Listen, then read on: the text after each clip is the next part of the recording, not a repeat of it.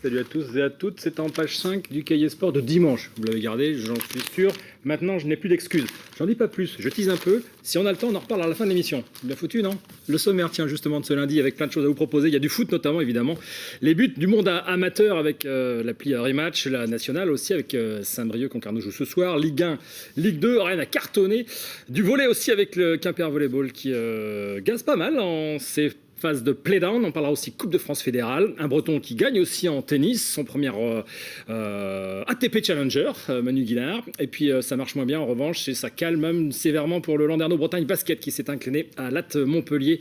Hier dimanche, un mag avec Cécilia Berder, escrimeuse vice-championne olympique et championne du monde. Nous l'avons rencontrée. Et puis tout ça avec nos invités sur le plateau dans un instant. Je vous les présente. Il sera question de badminton avec le Bad Club Rostrun, c'est comme ça qu'on dit en breton. Et sur le plateau pour nous accompagner, je vais commencer par les dames. Célia Frassin. Bonjour Célia. Bonjour. Ça va? Oui, ça va. Super, elle était au taquet ce matin avec des petits de CP parce que la dame fait professeur des écoles. Alors je vous dis que... Allez. Bref, Arthur Sibéril, un peu plus calme la journée, je crois. Kiné, c'est pas ça? Tranquille. Ouais, c'est ça. Alors, deux joueurs de N2, N1, donc de badminton du haut niveau. On va parler d'Ukraine aussi en évoquant votre club. Et puis de perspectives d'accession au top 12. Hein, c'est l'élite du bad hexagonal. Mais d'abord, rappelons que vous étiez opposés samedi soir à Grande-Sainte pour la N1 et à Caen pour la N2.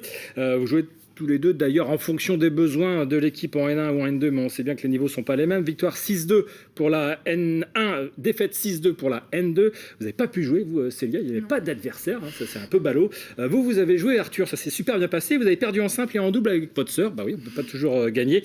Trêve de plaisanterie, déjà, merci d'être venu avec nous sur ce plateau. J'ai fait les calculs, les bilans. Célia, 9 rencontres en tout pour vous cette saison, soit 12 matchs. Arthur, lui, c'est 8 rencontres en tout pour 14 matchs. Bonne, petite, grande, moyenne saison, Célia? Grande saison. Grande saison. Puisqu'on va au top 12. On accède aux playoffs et c'est génial.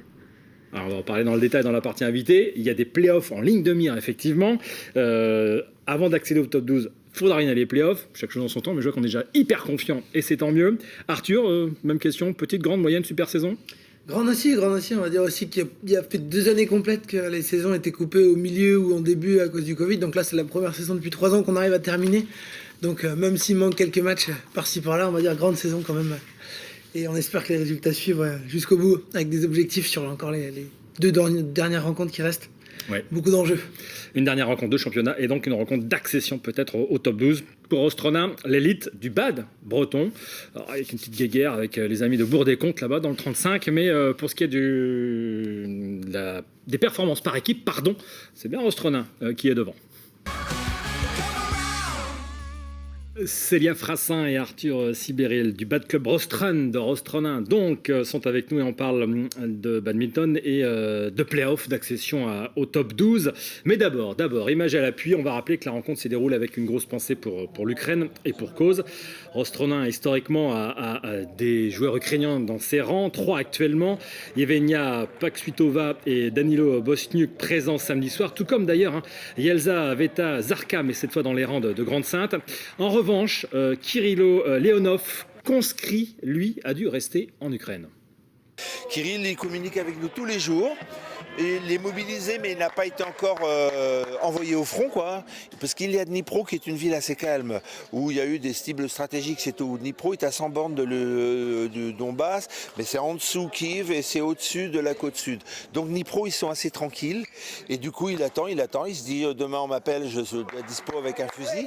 Mais comme il n'avait pas fait son service militaire, il n'est pas dans les prioritairement appelés. Donc il attend que ça se calme. Il veut toujours jouer les playoffs avec nous. Il n'arrête pas de suivre. Allez, dans 15 jours, je suis là, etc. Il continue à y croire comme un... Bon, nous, on est moins optimistes. On voit bien que la situation n'est pas prête de s'éclaircir et que c'est un gars qui sera tôt ou tard avec un fusil dans les mains. Ça, on ne peut pas rester caché dans son trou en Ukraine. C'est pas possible. Une réaction de votre part sur la situation de Kirilo? On le plaint beaucoup. C'est pas un combattant ni un guerrier, c'est quelqu'un de très calme, pacifique, plutôt sportif, mais j'ai du mal à l'imaginer en train de défendre son pays au prix de sa vie. Mais je pense qu'on est un peu tous surpris par ce qui se passe en ce moment et estomaqués. Donc, il faut se dire que tout est possible. Et on espère que ça va bien se finir pour lui et pour l'Ukraine. C'est assez surréaliste, hein, cette situation, évidemment, en Ukraine. Je le disais, en revanche, Yevgenia Paksutova et Danilo Bosniuk, couple à la ville et sur le terrain, eux sont présents. Ils ont d'ailleurs remporté leur double mix avec une belle adversité aussi. Yevgenia, elle, a fui l'Ukraine avec sa mère et son petit frère en empruntant la voiture de Danilo, lui qui était à ce moment-là en Ouganda en train de disputer un tournoi international, et ce donc lorsque la Russie a envahi l'Ukraine. Danilo, c'est le numéro 1 du BAD ukrainien. Il a par ailleurs pu bénéficier du soutien de la Fédération française et des relations que celle-ci a avec la Fédération ukrainienne pour être accueilli et venir donc s'entraîner à l'INSEP et donc aussi pouvoir venir jouer à Rostrona. Il n'oublie pas la chance qu'il a eue dans son malheur, lui qui a déjà perdu un ami mort au combat. It's a very horrible situation when you take the weapons and go in, because now you are on the line. You can live or you can dead. So one of my friends is giving the life for our country. I'm very sad about this because it was the very. I was close with him. We talk a lot. We speak. I know them family. So. This is the young guys, they're 20, 25 years old, but they give their life for our freedom. And yeah, of course it's sad, but without these guys, we cannot be free. They are fighting for freedom, for free voices, for free minds, Ukrainian. So I'm very thankful for them. And I try to support, of course, how it's possible. I try. Voilà donc pour le contexte international et donc qui frappe évidemment aussi au local. On va revenir au sport, la joie du sport, le sourire du sport, l'effort du sport pour ceux qui ont pu jouer samedi. Un petit point de situation tiens, sur cette saison particulière, on en plaisante Célia, mais malgré tout, vous êtes venu à Rostrona samedi en disant « Ah, je vais pouvoir faire des petits matchs, ça va être sympa » et puis manque de bol, non, il n'y avait pas d'adversaire. Pourquoi ? Pas d'adversaire. Pourquoi ? Eh bien... C'est comme ça, en fait, les équipes ne sont pas forcément complets. Et frustrant. Frustrant, très frustrant, mais c'est comme ça. Et en même temps, vous me dites, on se parle un petit peu avant les émissions, évidemment, vous en doutez, vous me dites, ouais, mais enfin bon, je viens aussi, c'est le club, c'est la famille, donc... Oui, même dans tous les cas, si j'avais su que je jouais pas, je serais venue quand même. Donc ça change pas grand-chose pour moi. Vous avez commencé à jouer du côté de Loudéac, vous êtes passé par... Non, je suis née à Loudéac. Voilà. J'ai commencé à Briec, je suis allée à Quimper, et après, ça fait 2 ans que je suis à Rostrona. C'est le circuit classique pour les personnes qui se débrouillent pas mal au BAD, de finir à Rostrona, Arthur ? C'est pas une fin en soi, mais on propose des places pour évoluer à un des meilleurs niveaux bretons, donc ça intéresse toujours les joueurs d'avoir cette perspective de jouer à plus haut niveau. À jouer en National 1, il n'y a que nous et Guichin, donc c'est sûr que c'est un des points de chute possibles. Guichin pour des comptes, ouais. Nous, on recrute plus sur l'ouest et Guichin va recruter plus autour du bassin rennais, mais c'est un des points de chute possibles pour un joueur qui veut évoluer. Vous évoluez au plus haut niveau, est-ce que c'est aussi une école Rostrona ou c'est pas l'objet du club que de former des jeunes Ça fait partie des objectifs du club aussi. On a maintenant 2 entraîneurs. Il y a Chouefé qui donne aussi des cours indiv. Pour ceux qui ne connaissent pas le BAD, Chouefé, c'est la numéro 1 française. Par ailleurs, votre compagne également. Numéro 1 française, donc qui a disputé les Jeux Olympiques. Je referme la parenthèse. Voilà. Et du coup, Jane aussi, pareil, qui s'investit. Evgenia, notre Ukrainienne, qui va donner beaucoup de cours aux gamins. On a un nouvel entraîneur cette année. Donc c'est aussi l'objectif d'avoir des jeunes pousses qui montent. On les voit qui montent là, qui progressent. On les voyait vendredi juste là. Ça fait plaisir de voir que ça suit derrière et qu'ils suivent les modèles. Justement, les modèles. On peut passer des images de Chouefé et puis de Martin Boiveau qui sont les leaders de l'équipe 1 pendant qu'on disserte comme ça avec Arthur et Célia. Pourquoi on est en capacité de parler d'accession au top 12 aujourd'hui lundi ? Parce qu'on est dans les 2 premiers de notre poule. Il y a 2 poules de 6 équipes pour monter en top 12 et à la fin de l'année, les 2 premiers de chaque poule vont se rencontrer premier contre deuxième. Et les 2 vainqueurs de ces 2 journées de barrage montent en top 12. Et on est d'ores et déjà qualifiés pour les playoffs le 7 mai. Alors qu'il reste une journée à disputer à Aizanville. Vous y serez ? Vous savez si vous y serez ou...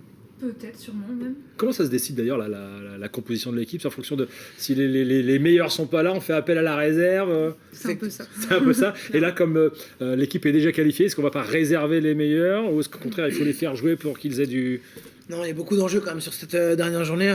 On joue nos concurrents directs pour la première place Les de la Anvilles poule. est premier, Rostrona est deuxième. Si Rostrona finit premier, Rostrona va accueillir le match de barrage d'accession au top 12, donc on a envie de jouer à la maison. Hein. Ouais. On fera en fonction des forces en présence. Il y a les championnats d'Europe seniors qui se déroulent la même semaine juste après. On sait qu'il y aura un départ anticipé. Les matchs commencent le lundi. Une bonne partie des joueurs qualifiés va sûrement partir le vendredi, le samedi. Ils pourront donc pas jouer le samedi soir. On essaye de garder Danil, peut-être Féfé, on y croit moins, donc on verra. Mais il y a de bonnes chances pour que Célia soit en une à les Anvilles à l'âge 10. Ça vous inspire quoi, le top 12 Vous vous dites non, moi je jouerai pas, j'ai pas le niveau Bah, clairement, il y a des gens meilleurs que moi dans l'équipe, donc oui, c'est sûr que j'ai moins le niveau. Mais ça reste quand même des gros matchs, des équipes motivées, des déplacements encore plus loin du coup.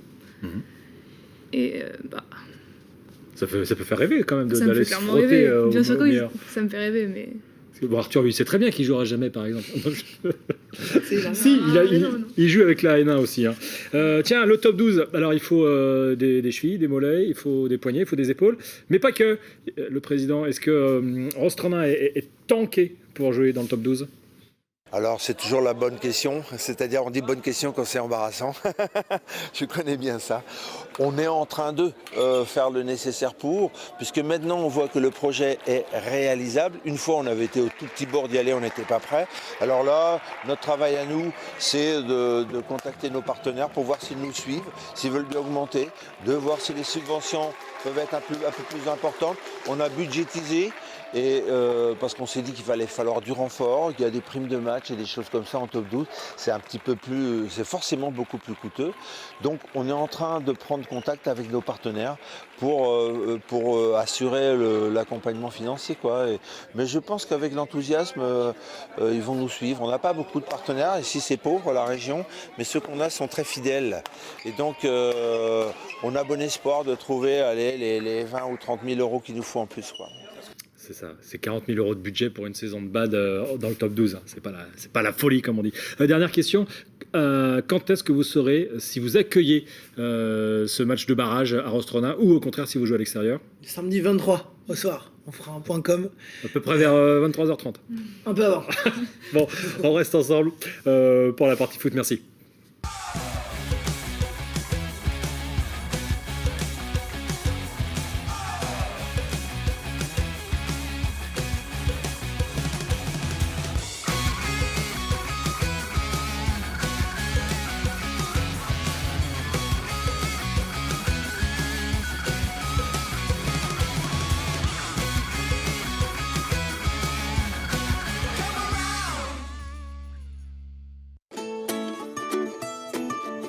Multisport vous a été présenté par Youpi, le fruit des enfants.